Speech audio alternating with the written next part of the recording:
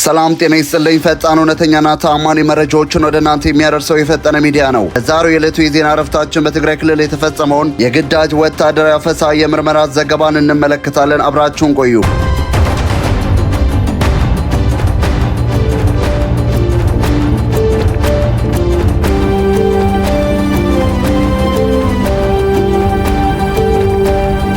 በትግራይ ክልል ፊታቸውን በሸፈኑ ታጣቂዎች የተፈጸመው የግዳጅ ወታደራዊ አፈሳ አሳሳቢነቱ እየጨመረ መሆኑ ተገለጸ።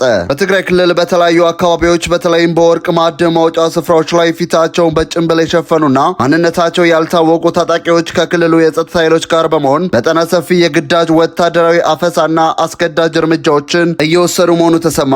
ይህ የተገለጸው ቢቢሲ ትግረኛ ባካሄደውና ይፋ ባደረገው አዲስ የምርመራ ዘገባ ነው። የዓይን እማኞችና ከተጎጂ ቤተሰቦች የተገኘው መረጃ እንደሚያመለክተው በአፈሳ ወቅት ከባድ ድብደባ፣ ማንገላታትና የክላሽኮቭ ተኩስ እንደነበረ ተገልጿል። ከማዕድን ቁፋሮ ቦታው የተያዘ አንድ ወጣት በሰጠው ቃል ልብስ ሳንለብስ በራቁታችንን ንብረታችንንና ሞባይላችንን እንኳን ሳንይዝ ከስራ ቦታ ነው ያፈሱን። ልብሳችንን እንልበስ ብንላቸውም አያገባንም አትሄዱም አሉን ሲል የነበረውን አስገዳጅ ሁኔታ አስረድተዋል። ከታፈሱት መካከል ቀደም ሲል በነበረው የትግራይ ጦርነት የቤተሰብ አባላቱ የተሰዉበት ዘካሪያስ የተባለ ወጣት ከማንነቱ ማጣራት በኋላ የተለቀቀ ሲሆን የተቀሩት ግን በኦራል በአውቶቡስና በአይሱዚ መኪናዎች ተጭነው ወደ ወታደራዊ ማሰልጠኛዎች መወሰዳቸውም ተገልጸዋል። የተወደዳችሁ የፈጠነ ሚዲያ ቤተሰቦች የዕለቱን ዋና ዋና መረጃዎች እነዚህ ነበሩ። የፈጠነ ሚዲያ እውነታውን እያጣራና ወቅታዊነቱን ጠብቆ የሚያደርሳችሁን ፈጣን መረጃዎች ማግኘታችሁን ለመቀጠል ገጻችንን መከተል እንዳይረሱ።